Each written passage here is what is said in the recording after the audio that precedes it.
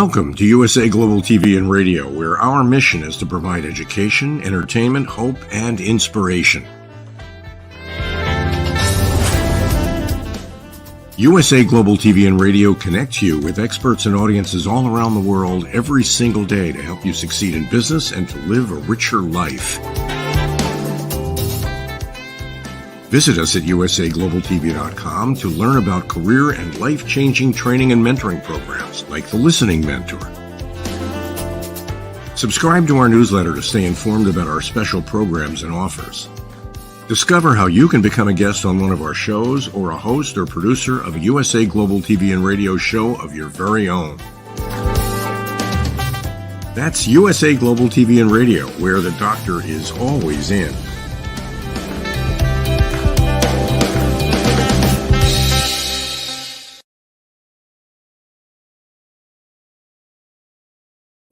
Hello, everyone. Welcome to USA Global TV and Radio, where we provide world-class education, entertainment, hope, and inspiration. I'm Dr. JACALYN KERBECK, and our show today is coexistence and sustainability, which is a super hot red topic all across the world as people are realizing what is going on with our beautiful Mother Earth and the responsibility that each of us can take and the accountability to make things happen and to preserve this beautiful planet that we have the gift of enjoying. So the star of our show, Pet Psychic AMINAH, joining us from California, and we are going to be talking about Guardians of the Reef, the colorful world of clownfish. If you haven't met Pet Psychic AMINAH before, she's an incredible human being. She's been with me since the very beginning, and she not only is a pet psychic and a psychic, but she's also a professional speaker and a trainer, and she's somebody who really cares about this planet a lot more than most people do. Let's welcome her to the program. Hello. Hello. I love Fridays.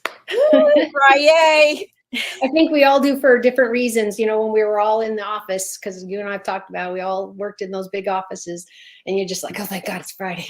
That's right. Can't wait to get out and do whatever. By the way, we had a show earlier today, the Power of Etiquette and Manners, where we were talking about the remote work and the fact that there's still etiquette and manners in working remotely. So I bring it up because more people are being asked to come back into an office environment. And you're right. They're going, is it Friday yet? Exactly. Well, and we understand the people who have these businesses that we all work within are paying rent, or they bought a building. Maybe not a good choice depending on the economy and where you live in the world. So I can imagine that the owners and the people who run these companies are like, oh my gosh, you know, the rent is going down the tube. And I worked for the last two were nonprofits, and they just struggle. Paying rent is a huge bite out of reality of what they need sometimes to see clients and all those types of things.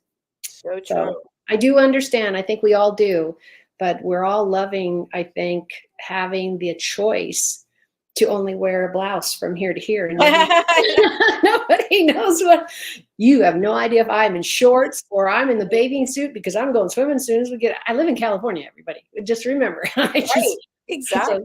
So I can swim basically anytime, any year.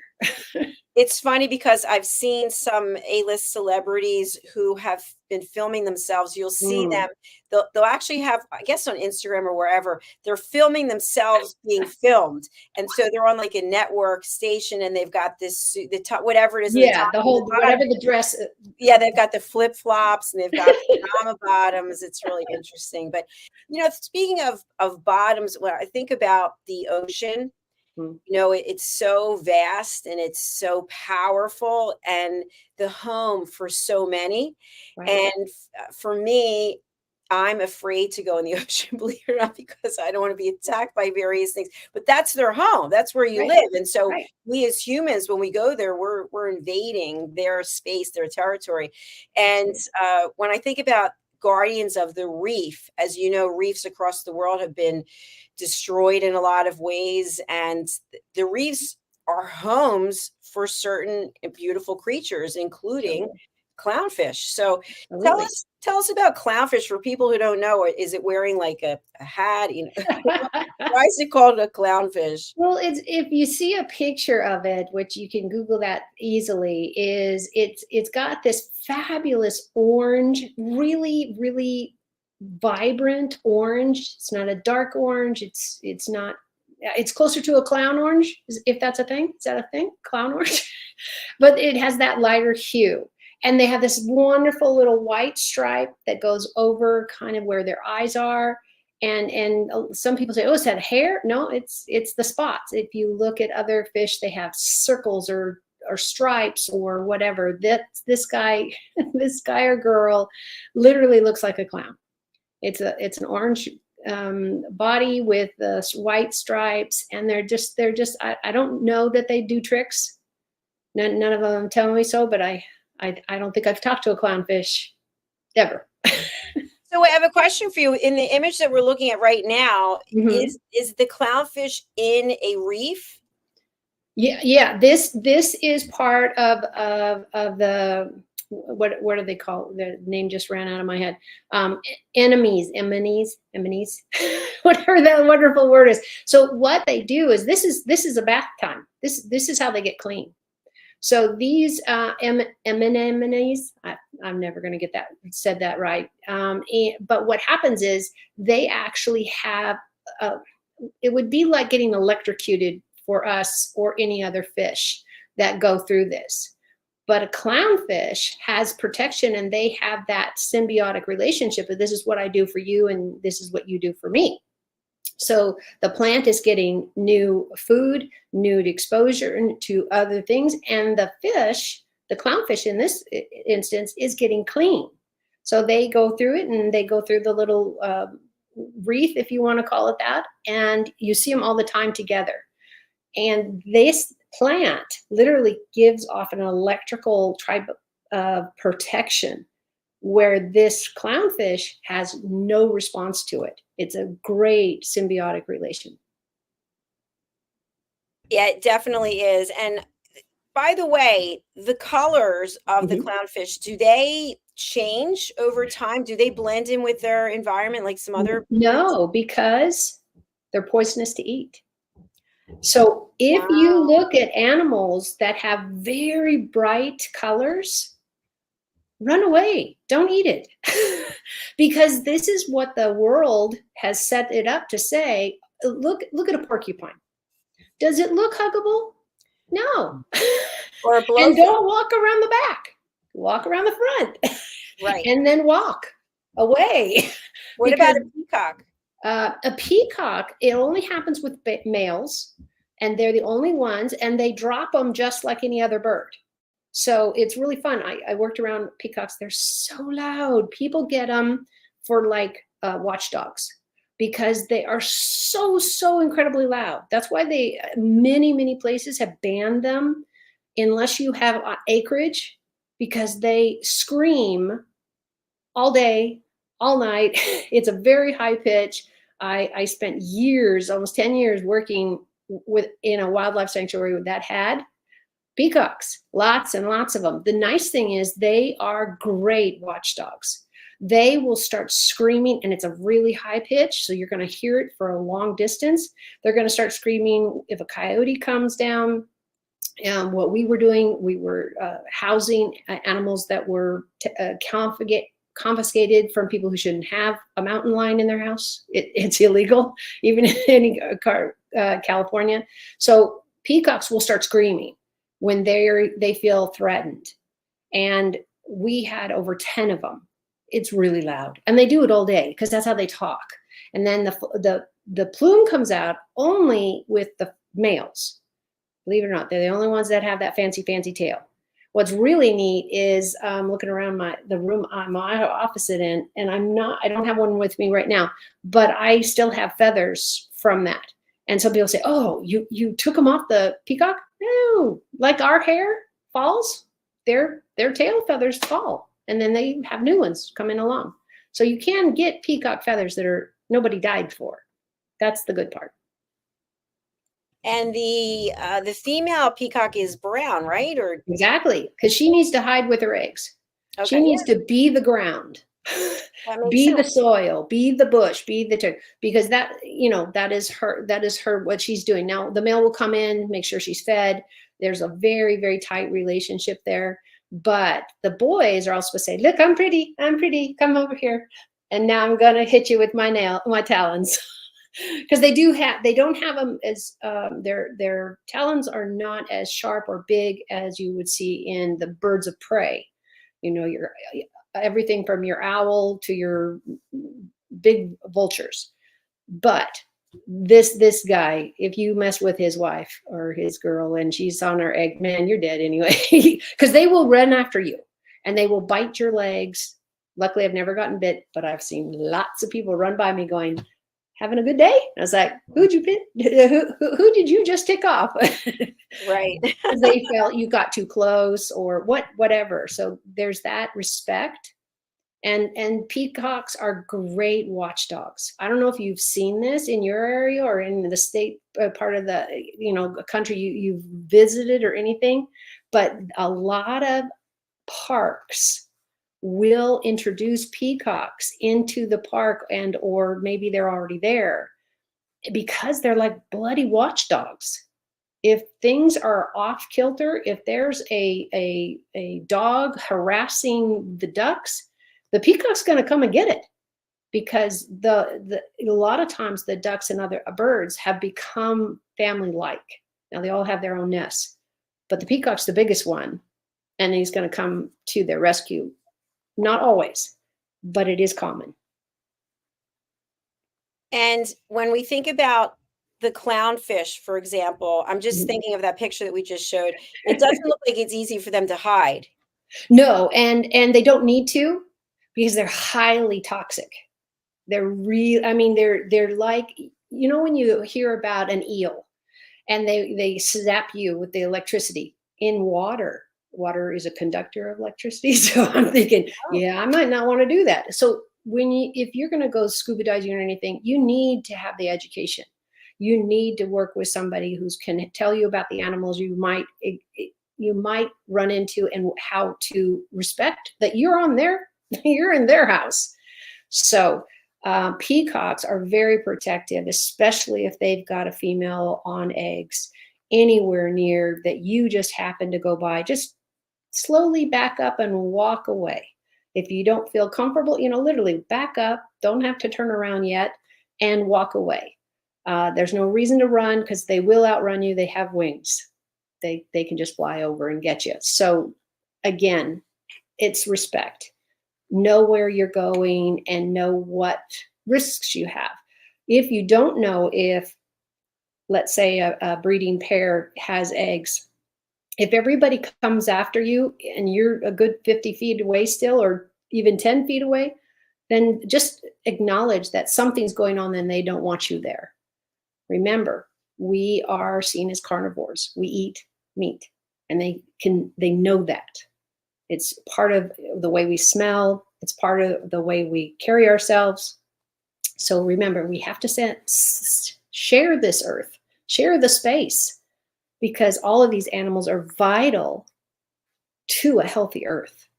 And that's where we're really falling short, because we keep plowing down one lake in one place here, and putting up condos and putting up skyscrapers.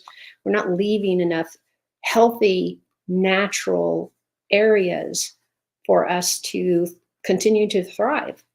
Parks are a part of that. It's really wonderful, but sometimes the parks are using so much grass or so much sand that they're bringing in other chemicals to make it healthy for the people who are there. We've got to find a more natural way to go about killing weeds. Roundup is literally killing half our planet. Is it great stuff? Did I use it years ago because I didn't know? Yep, I did. Because I had a couple places that we bought just raw land, and it was a mess of weeds.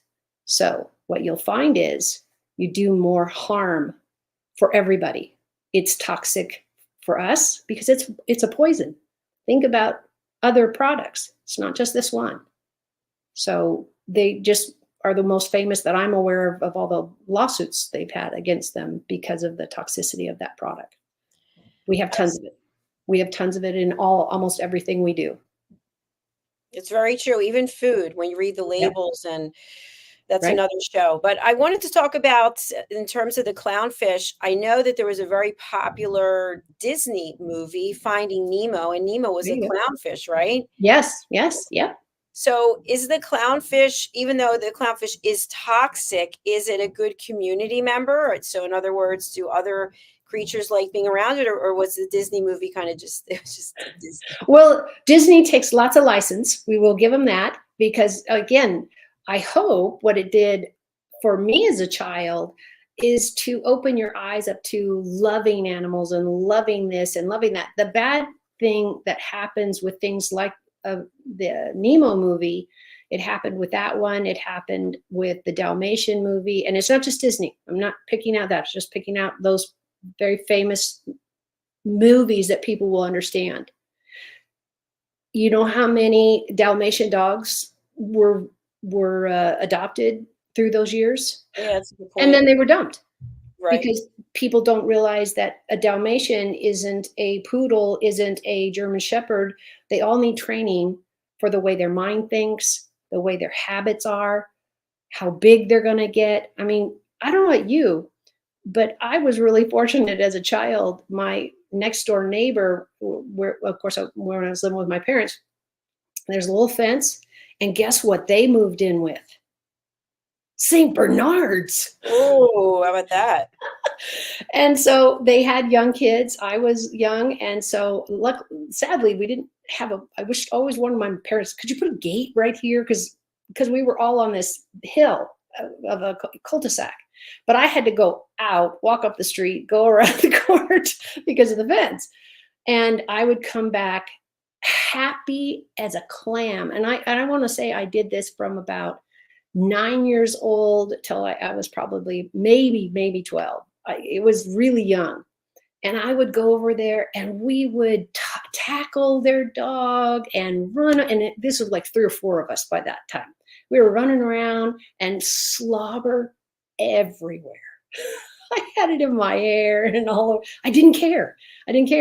But I know the first couple times I came home, my mom looked at me and went, "Go shower."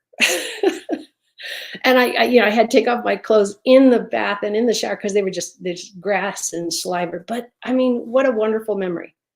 I don't know that I'd ever do that again. And that's something that dog has as part of what they are. And I've seen people go, "Oh, I really want that, but I don't want them to slobber. So let's treat them with this or give them surgery and close those glands." Well, you can't do that. That's what their body needs. Now, there's a lot of things that we breed in that's not necessary. That's a whole different conversation.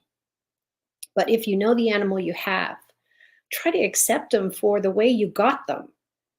When I've talked about Jake many times. We bought a house. He had been dumped in the backyard with a 25-foot septic tank hole where they took the septic tank hole, but they left the dog. So all his balls were down there and he kept running in there.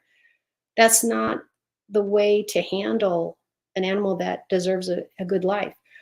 But when you can't have that big of a dog, or you can't have that small or whatever, go to the shelter and go and sign up as a volunteer to go into the cages and not only help clean the cages if they allow it, but sit with the animals, because every animal in the shelter that can be certified, somebody has worked with them and they know how to be around people, they know how to be gentle, they're gonna get a home sooner than the one that, how many, Dr. JACALYN, I don't know if you've had this experience, but how many pit bulls and bull mastiffs and name on da.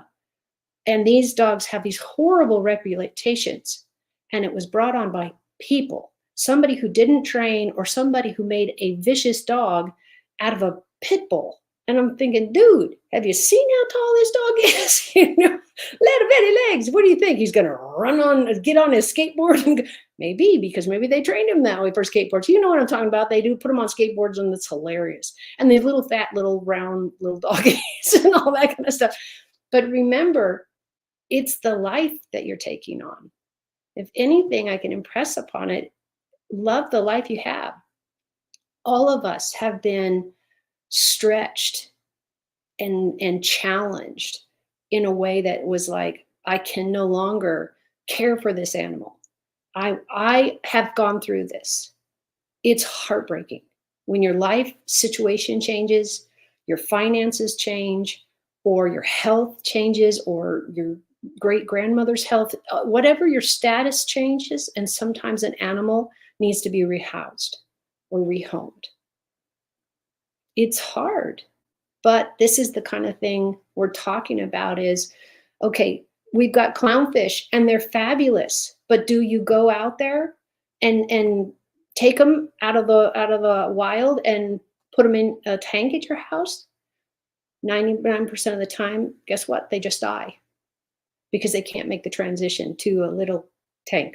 I don't care if you made a big tank or a little tank. And it is illegal in most places to take animals from the wild. So don't go hunting for clownfish. Go to a fish store, a pet store, whatever you have. And the nice thing is you're going to have a whole staff that is experienced and can walk you through what does this animal need. Maybe you want to put a clownfish with a starfish. I don't know. Can you do that? They're the ones to ask. They're the ones to help you put the tank together. And so much more. So a question I have in reference to that, if you are going to have an aquarium, I've had aquariums in the past. It never worked out well. Did not work out well. Yeah, there's so much work, aren't they? So much work. And the water is so important that it has to be kept a certain way. But so just a quick digression, if you were going to get an aquarium, what kind of fish, saltwater or freshwater, what would you recommend, and what kind of fish do you think? It's such a personal, as you can imagine, choice. It would be like me recommending that every person go out and get a German Shepherd. Well, no, because they need a lot of exercise. And they're great with families. They're really great with children. But is that going to be true for everybody? No, because I don't know your children. If your children are sneaking behind your back and poking the dog, there's going to be a problem. And at one point, the dog's going to defend themselves, even if it's just to growl at your kid or to snap at your kid. A lot of people who allow this to happen, guess what happens to the dog, Dr. JACALYN? I'm not going to say it's good. It's bad. No. They either take it to the vet and say, oh, no, he's biting, he's terrible, and I want to put him down. And great, he gets to go to heaven. He doesn't have to deal with you. So that's my nasty part of my voice. And then the other part is they drop them and in the middle of a shelter. The animal knows they've been abandoned. They are smart enough to go, wait a minute, where's mom? Where's dad? All of that kind of stuff. And I've talked about Jake many times, buying a house and walking out back, and here I've got this purebred. He had a tattoo in his ear. I was able to find the breeder. They were very unhappy when they found out. They were happy that I had him, but very, very unhappy that this is what happened to one of their puppies. And he was full grown, of course, by then. But that he was just abandoned. And they literally moved out of the house and just left him there. And I'm thinking, so who was going to feed him? Nobody. He had a metal dish in California in the heat. You're asking for burnt lips and burnt tongues. Yeah. It's cruelty in a whole different way, because you on purpose are neglecting the life, and you're not even giving him choices. He couldn't climb the fence. The fence was over 6 feet tall. And what I found out was the neighbor found out and started throwing him food, and he couldn't throw him water. That was not, but they gave us quite a lot of information, and that's why I knew what was going on. And they shared that with the realtor when we went in to look for it. But I beg you, we all And I've done this. This is hard to say, even for me, but let's be true. I have adopted animals and been totally overwhelmed and ended up having to rehome them or actually give them back to the breeder and or the person who gave them to me. And I learned so much about myself that I'm cautioning all of you. Please really think 6 times, 20 times, 40 times before you get that fish, before you get that hamster, whatever, horse, dog, squirrel, whatever your animal of choice is, or you're offered it for free. Guess what? It doesn't stay free. You still have to go to the vet eventually, or they die of terrible diseases, or they give your kids rabies, or whatever bad scenario you want to do. You have to buy food. You got to pick up their poop, all of that. For me, I happen to like cleaning. Everybody knows that in my house. I clean our cat box at least 1 to 3 times, depending on how we have 3 cats. So they just go to any box that they want, because I don't want them walking on my floor, because we don't wear shoes in our house either. The people, the actual people, we leave them at the door. So why would I want my cat walking around in the litter box and not keeping the litter box clean? You will live longer. It will be healthier.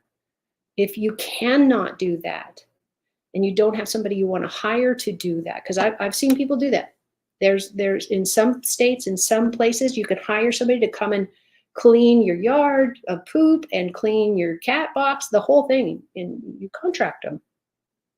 If you're lucky enough to be able to do that, great. You're still getting the job done. There are other ways to do it, but just realize this is a life, and they deserve, every bit of your love and patience as you can. And if you find that you have behavioral issues, not you personally, but the animals, then get a trainer and get the support that you can. You don't agree what's going on with the trainer? Try another one. Everybody is not a perfect fit. And Dr. JACALYN, I bet using a perfect example as your show, I can imagine you have seen so many fabulous, professionals, and you're like, oh, I bet that would be great. Oh, and I bet that would be great. Because I've done the interview thing also outside, and then you go, yeah, we're not going to do that again. Because the personalities didn't match, or their expectations didn't match yours or mine, whatever. They had a bad day. That's a different thing. And it's not for everybody. Pets are not for everybody. I just wanted to, make a comment, because you had mentioned about, even if you get a fish. I remember back in the day when I was in corporate, we had these little Terra, I don't know what the name is. There's one fish, it's in a little thing, you put it in a bowl, and it's by itself, and it can't be with another. Oh, is that like the fighting fish, the Terra? Yes, the Terra. Also, we all call them fighting fish, but they had the fancy things. Yeah. So the point is, whether it's a hermit crab or one of them, you don't want to just go and buy something and go, oh, this is a cute little toy to entertain my kid. And then, it's not take care of it. And then you just how many people, I think we're better. Let me hope and pray. People just let them go. Oh, the dog will be fine. The cat will be fine. The lizard will be fine. And I'm thinking, and then people have snakes and all this kind of stuff. And you're like, okay, now you have a 6-foot snake exposed to that little bitty one you started with. and I know the shopkeepers and the pet stores always were very clear. You realize this animal's going to get blah, blah, blah, bigger, going to need this, going to need more exercise, going to be whatever. So go in understanding. If you want a hermit crab, that's great. But don't be surprised or disappointed when he's a hermit crab and you don't see much of him. It's what you have. And it's the same thing about hiring, let's say, a teacher or a guy building your house, or a cook or whatever. If they're not in at least open to a conversation of how you'd like it to be done. And then you guys share, okay, this has to be this way because the roof will fall down, or this has to be this way. This is the ingredients I need. This is what I'm allergic to. Having those conversations about animals and where they're going to live and what kind of yard you have is going to save you a lot of heartache and trouble or worried about all this. If your life is really, really busy and chaotic, adding a pet is going to increase that, at least in the beginning, and maybe forever. So really think about the life you are adding to, and does it help you and that animal to have this live-in relationship? That's the biggest thing I could ask for, is just go visit the shelters. They always need people to not only necessarily to help to clean the cages, but to spend time with those animals, because then they are easier to be adopted. Fabulous. Sorry, I do have a question that came up while you were talking, Mhm. which is when you're thinking about getting a pet, it's a fish, it's a lizard, it's whatever. How long should you expect it to live? So in other words, we're going to buy a dog and the dog's probably going to live 10 years. No, you got to go, what, 18, maybe, I don't know, 20 years. Depending on the breed. Depending on the breed, you need to do your research. And what's really fabulous is there's a really neat thing called the internet, and you put in the breed and it says right there, it tends to live here to here. So if you're going to get a St. Bernard, you might have 10 years. But what happens if they get hip dysplasia? That's going to take these big dogs, these really big dogs. German Shepherd, the one I adopted from them dumping off in the yard, is his dysplasia is a huge problem. And what I had done with my German Shepherd was we were doing agility trials. And if you don't know what that is, the audience doesn't know, it's like running hurdles, like track running. So the person doesn't jump the hurdle, the dog does, but you have to call the commands. And you have to, and what you learn really fast is don't tell them too soon, because they start. Jake, one time I gave the call too soon to jump, and we were a good couple of feet away from the boards that he was supposed to jump, and I was like, oh God, I'm just gonna kill my dog. But he took it, and off we went. But it was like everybody because it was during a trial, so we were competing, and you should have seen the audience. Everybody went, oh, and when he made it to the other side and didn't break any bones. So you have to know what the animal's capable of and what kind of exercise they need and what kind of socialization they need. A lot of people don't realize if you don't socialize, and that means take your pets, cat, dog, if you're going to walk them, let's say all the dogs, you need to go see strangers. You need to say hi. You need to have them do a sit stay. So this was really vital because I had little kids that were this tall as our German Shepherd. And he was wild. He was all over the place. A sweet dog, but there was no way I was going to leave my two little kids with them. And these are the things you need to train and know and soundproof. The dogs will also protect your children. I can't tell you how many times I've heard the snake story. Do you know the snake story, Dr. JACALYN? No.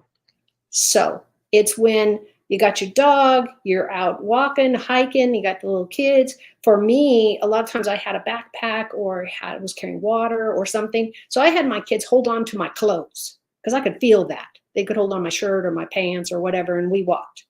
So everybody had that because I obviously had to have the leash. There's no way I was going to have the little ones with the dog run away and just chase a squirrel. And at one point, Jake started to fuss, and I'm like, wait a minute, this is different. So I'm just listening to him and listening to what his breathing, listening. He taught me so much about language with animals. And that's really where I started to really be able to hear what they are thinking and what's going on and having that inner conversation. And then all of a sudden he's like, wait a minute, he stopped. And I was like, I don't see it. He was telling me there was something dangerous. And what I didn't see was there was a giant hole coming up and it would have swallowed my kids. And then, yeah, we called the fire department and all that. But because I stopped to listen, and not physically necessarily, but I started looking around going, wait a minute, what is he talking? And anybody can do this. You don't have to be a psychic. You don't have to be able to talk to animals per se with language. But you look at their tail. You look at their fur. Is it up? Is it down? What is their stride? Are they walking fast? Are they playing? Are they jovial? Or are they concerned? All of this, animals will give you, especially if you have a good bond. And why not? Why not have a great bond with your animals? You guys can save each other's lives. Do you know how many animals have saved their owners' lives when a gas leak has happened in their home or something? And they whine and they scream and they do everything. And I've even seen the articles where they've grabbed their owner's clothes and drug them outside because they can smell that way before we do. It's amazing. Yeah, it is. And we're living better lives. We get free love. They don't care if we showered. They don't care if we smell funny. And I've told you guys, I don't know if you remember this. This one gentleman, it's like, well, he smells funny, but he's mine. Well, also I think it's certain medications will make. And that was what it was. This was an older gentleman, and it wasn't like he just never ever showered. Now I wasn't sure he was doing that either, but well, people get older, they don't want to shower too. That's right. Well, they slip and fall, and all of these other things. But he was taking medication on top of that, that just made him smell terrible to the dog. But the dog never changed how close he was, that he sat at his legs, because he knew that this gentleman needed his support, and it could have been just emotional. It could, it depends on the day. Sometimes you just need to curl up with them. Sometimes you need to be left alone, et cetera, et cetera. Your animal will go with you. So it's just amazing how all of this works. But, you know, we were talking about clownfish, and they're fabulous. But if you don't understand, especially an animal that has such a confined situation like a fish or anything aquatic, make sure you talk to somebody, and in this day and age, you can Google it and talk to some people that have clownfish or don't. But just a couple of things, Dr. JACALYN, if it fits in, I have this fabulous list of clownfish facts. Let's hear it. Do it. Okay, because it's just really fun. I mean, they have their name for a reason, because they look like a clown. It's all painted and they're round, and I don't know if that's something. I didn't bother to look because I really wanted to talk about these fun facts. And animals, whatever they need, make sure you have the right water or the right bubbles and air, all of these things, and you can find this all on the internet. It's just a fabulous place. But here are some fun facts about clownfish. There are 28 species of clownfish. Did you know that? I did not know that. I was thinking it was 3. But that 28. And that means these fish, like most everything, were brought from wild, and now they're domesticated. When you adopt any animal, but let's just stick with aquatic, make sure you're buying it from somebody that's really, really got a great health, water, bubbles, everything. Clownfish are immune to certain dangers. Now, they didn't give me a list, but isn't that cool? So just think, maybe a jellyfish comes by and he goes, I don't care. You just don't know. All clownfish, this is a good one, are born. Do you know what's next, Dr. JACALYN? In the sea. Good for you. Male. What? Yeah. And so I didn't read up on all of it. Again, I want to make sure I give broad strokes and let everybody do some. But as far as what I little touched on it was, so they're all born male, but they change as they mature. So you got That's some of the girls, it's like, okay, how do you buy them then if they're babies and they're all boys? How do you know if you're ever going to be able to make another one? But it's just fabulous stuff like this. Clownfish reproduce very quickly. So you just be careful. You get a couple of them in there, you could end up with 20 in months. So you have to know what you're getting yourself into. Remember, do your research. And this is some of the tips I wanted to give. Clownfish reproduce very quickly. Clownfish are omnivores. You understand this term, right? Yes, they eat meat. They don't eat any meat. They're omnivores. So, well, no, they're doing both. So make sure you check with, and now internet's wonderful, on what's the best diet. Because when you see, especially animals like this, that are so vibrant in color, that's not an accident. Their diet is allowing them to manage those colors. So you make sure you always have the right food for everything. Clownfish have several predators. I can imagine if you live in the sea, you live in a lake, there's a lot of, besides people out there. So you have to realize where they're coming from if they were wild. And I believe it's completely illegal to take animals out of the wild anywhere. So check with everybody. I know we don't have the kind of pet stores we had when I was a kid. Most of them are closed and you'd have to go to a private person for that. Let's see. Dangers. All clowns are born male. Clowns reproduce very quickly. Clownfish are omnivores. We got that one. Clownfish have several predators. So be careful if you're throwing them out in the ponds or other places where they won't thrive or won't have a clue what they're doing, probably if they've been in captivity their whole life. And not all clownfish are orange. Some of them you'll have a little bit more white. Some of them actually almost look red. So, be open to the color change, especially if humanity is involved with the way they're doing things. Clownfish are not currently endangered or of extinction. So that's something that you can look at as the pet trade does better now in this day and age than it used to on helping certain breed animals to thrive. And we're not going to get on the dogs because that's a whole different thing as far as some of the breeding is not done for the health of the animal. So we can cover that another time. Clownfish are extremely popular pets. So you might run into a lot of finances besides the tank. Nemo is probably the world's most famous clownfish. Got his own movie. Yeah. And it was a great movie. I don't know if you ever watched it, but I had kids. So I did. I loved it. I love the music. I love the talking. I love the actors they got for the voices. It was just a pure joy to enjoy it, and nobody died.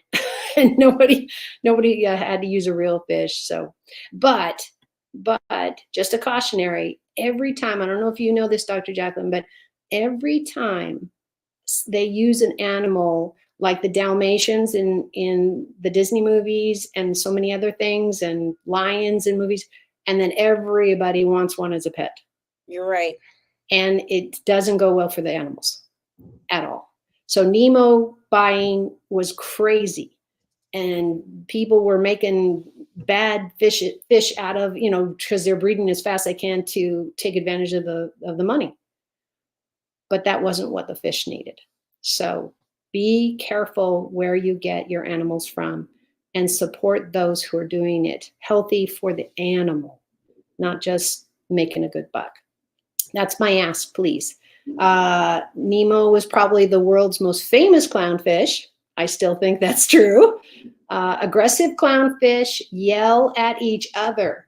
Now, wouldn't you love to hear that yelling? That'd be hilarious. And they don't give any description on what does yelling mean.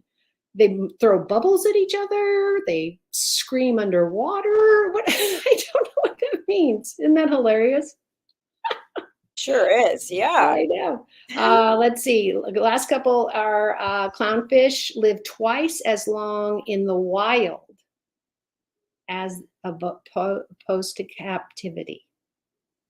And that is true for many, many animals. When they are living in captivity, and it could be anything. We don't keep their tanks clean. We don't feed them the right food, or they honestly don't like their existence and give up. I don't know, but just keep that in mind.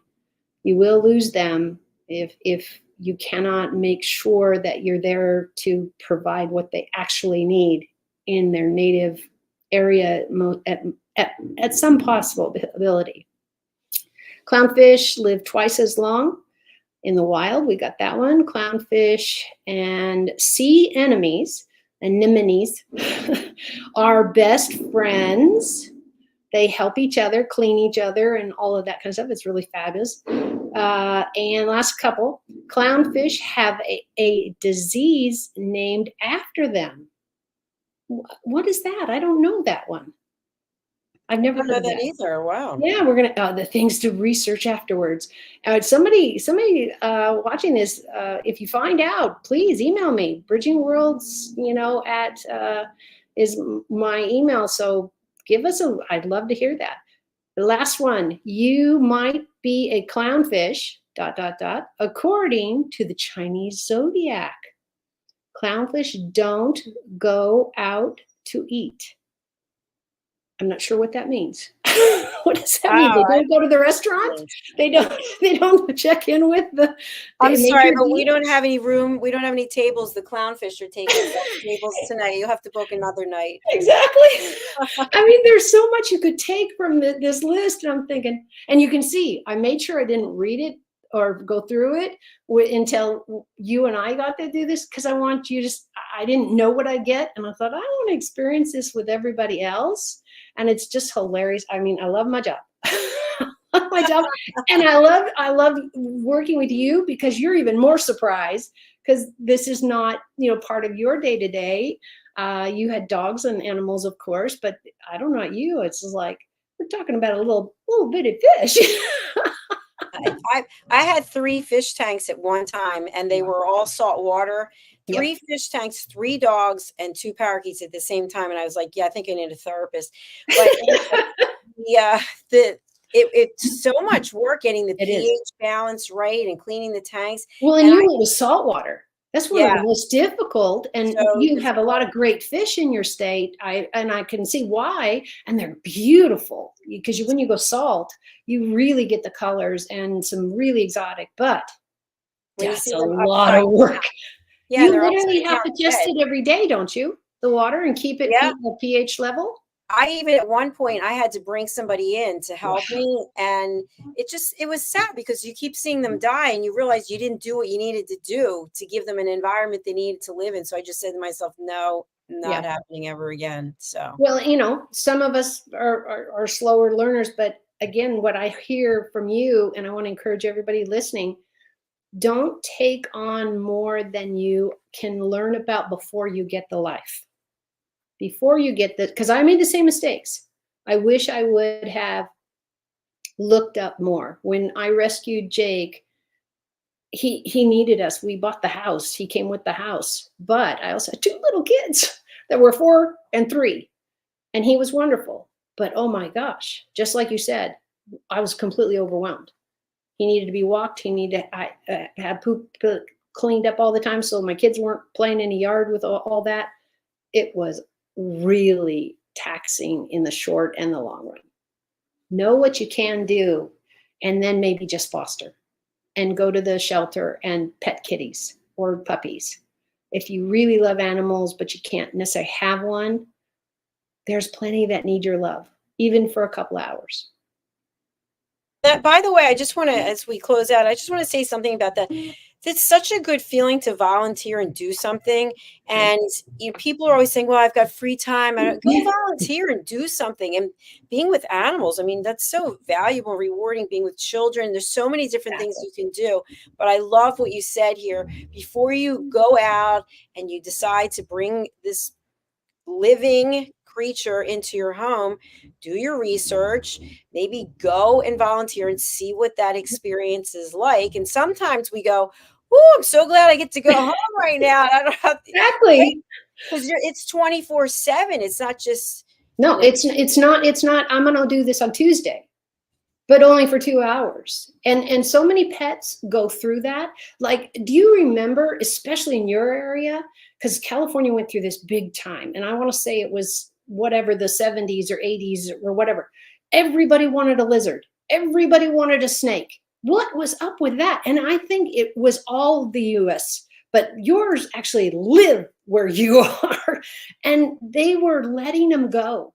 And the problem with letting an animal that doesn't belong where you live is the birds are decimated, the dogs are decimated, the cats. I mean, we were finding that these big birds, like people would let the peacocks or the what is the other big birds, whatever, macaws and stuff, and they were just letting them go. And guess what? They were killing the cats. Everybody's like, oh, I let my cat walk around and I don't ever see him anymore. Well, it's a very good chance one of these birds picked him up. They don't see, oh, I can't have that one. That's because it's your pet. No, the heartbreak is that animal didn't need to be in that situation. And what I really want to impress everybody, don't pick a pet that shouldn't even be in your state unless it's living inside your house 24/7. Because the ecosystem is not built for that animal. Just imagine if we all went out and got a camel. We have desert here in California. We could use a camel, maybe, but it eats and it defecates and it needs things we don't have. It would all have to be shipped in. It would all have to be man-made. Tigers, lions belong in Africa and all the other places they are. They do not belong in our backyard. They just don't. Amen to that.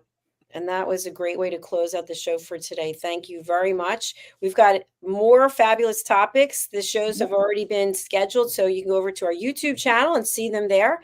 Pet Psychic AMINAH, what's the best way for people to reach you? And by the way, we haven't been sharing your email address, so I think it's bridgingworlds2018@gmail. Is that right? Yeah, and what I always recommend is just go to my website. There's a link there. You can send me a message. You don't even have to think about what my email address is. And it has basically my resume and pictures and the links to my social media. So if you want to see what I'm about or what I can help you with or not, and you can always pick up a phone call and I take messages. I don't usually answer calls outright because you can imagine how long I'd be on a call. So I like to book those. So bridgingworlds.us. All my links, all my social media, all of these videos, they're all there.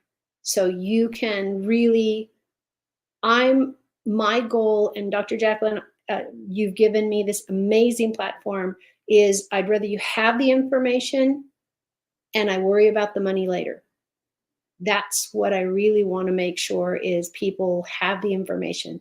And I've been blessed enough to do this with you for now, gosh, what, 2 years or something now? And just get the information out is please think about what you're doing before a life is lost. And I mean yours or your pet. I want you to have a great life. But that can't happen if we make choices we didn't even know we needed to do differently. Brilliant.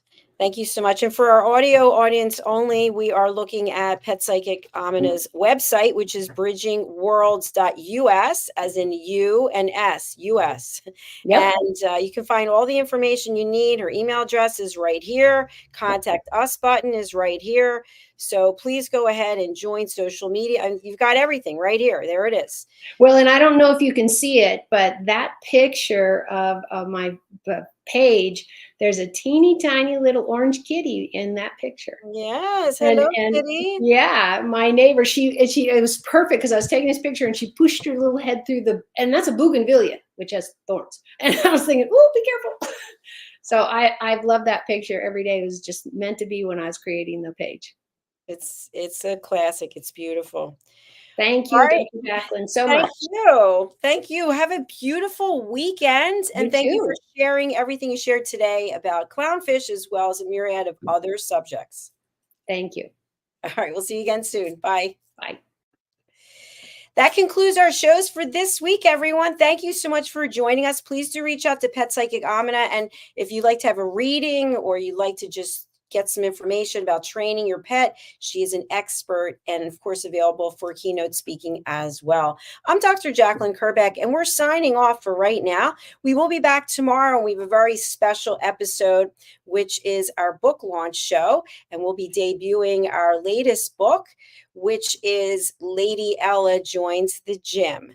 So for all of you Lady Ella fans out there, please do join us. The show will be at 2 p.m. Eastern Time. I'll be joined by Mr. Red O'Laughlin, my book coach and editor, as well as Joseph Stetter. He is the host of the Resume Whisperer and Corporate Culturalist show, and his two beautiful children are featured as animal characters in the new Lady Ella book. All right. Again, that's a wrap for today. Take good care, and we'll look forward to seeing you tomorrow. Bye.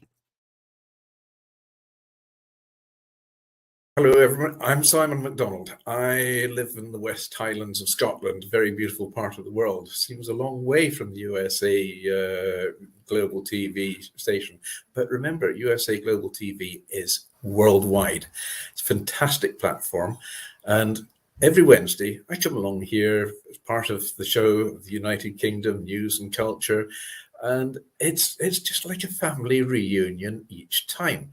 It's one of these amazing stations that has such a beautiful, friendly, and intelligent atmosphere as well. And we reach out to an audience in the most unimaginable places. And I came here, I don't know, must be over a year ago now. I was introduced by Dr. Philip Chan, and I met Ian Plum-Turner and Helena Chard, who are co-presenters on the show. And then Diane Floyd-Bem came along as well. And I mean, the five of us, Dr. JACALYN, of course, who is our host and our mentor, has just made this show work so well. Tremendous people, lovely time we have, and we impart a lot of information, a lot of knowledge. Nothing's rehearsed. It's all done off the cuff, and it all just gels. And we get great feedback from people coming back and saying how they're enjoying the show. It's lovely to hear, and it's lovely to get that interaction from outside as well. And we're all listeners, and some of us are elevated listeners as well. So we enjoy every second of it, and we hope you do too. USA Global TV and Radio, in partnership with Dr. JACALYN LLC, present Amazon #1 best-selling author, Dr. JACALYN KERBECK. Dr. JACALYN KERBECK is a certified life, career, and executive coach who teaches people how to listen at an elevated level through her courses and her books. Dr. KERBECK teaches her clients how to open their hearts and express themselves through their creative genius. In her children's book series, The Amazing Adventures of Lady Ella, the listening mentor, Dr. KERBECK teaches children and their families how to listen at an elevated level.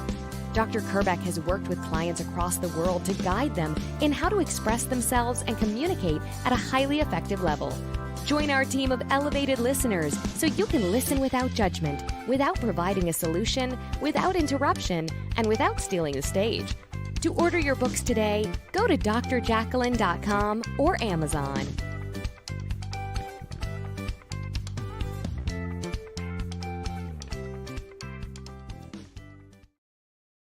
USA Global TV and Radio proudly presents our partner and sponsor, Mr. Philip Sykes and the British School of Excellence. Building confidence changing lives. And now, proudly presenting the Polished Professional. On a transformative journey with the British School of Excellence's comprehensive suite of masterclasses, crafted to elevate your professional and personal life. 8 outstanding modules will elevate you to the next level. Module 1, Exploring Life's Purpose, delves into the depths of self-discovery, guiding you to chart your unique path to fulfillment and success. Module 2, Mastering Professional Presence and Confidence. This masterclass is a deep dive into the art of self-assurance and commanding presence, which is essential for standing out in today's competitive landscape. Module 3, Learn the secrets of visual impact, how to curate a personal style that amplifies your professional brand. Module 4, Mastering Professional Etiquette and Communication Excellence, navigating the nuances of corporate interaction with grace and tact. Module 5, Elegance in Eloquence. We impart powerful techniques to captivate and persuade any audience with your oratory skills. Module 6, Unlock the potential of your emotional intelligence, EQ, and harness the ability to connect, empathize, and lead with emotional savvy. Module 7, Mastering DISC, building a gateway to understanding behavioral styles, fostering better personal and professional relationships. Module 8, Mastery in Dining Etiquette, building your confidence to perfect the subtleties of dining with finesse, enhancing your social savviness at any table. Step into the Polished Professional program where poise, elegance, and excellence aren't just taught, they're instilled for life. Join us to redefine your potential and polish your professional edge. To learn more, go to thebritishschoolofexcellence.com. The British School of Excellence are investors in people. Let us invest in you.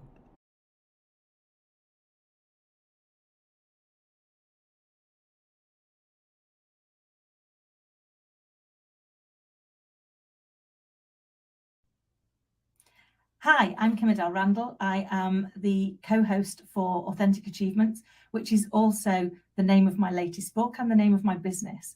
The latest book, Authentic Achievements, has the world's longest subtitle, which is the 7 secrets around building brave belief, unstoppable sales, and turning your leaders into talent magnets for guaranteed sustainable growth, which is what I do for organizations globally. I had the absolute privilege of meeting the lovely Dr. JACALYN almost 2 years ago now, and I'm so honored to be part of this amazing platform. I've met some of the most fantastic people, shared some amazing stories, and never failed to learn something. If you've got a voice that you want to be heard, you've got something out there that you know you can better serve people with, I highly recommend you get in touch with Dr. JACALYN and come and join us here on USA Global TV and Radio. If you're also looking to take your business to the next level, I would love to connect with you personally. So please do get in touch, kimadelrandall.com or authenticachievements.com, and I would love to share your journey and see how we can help you take it to the next level.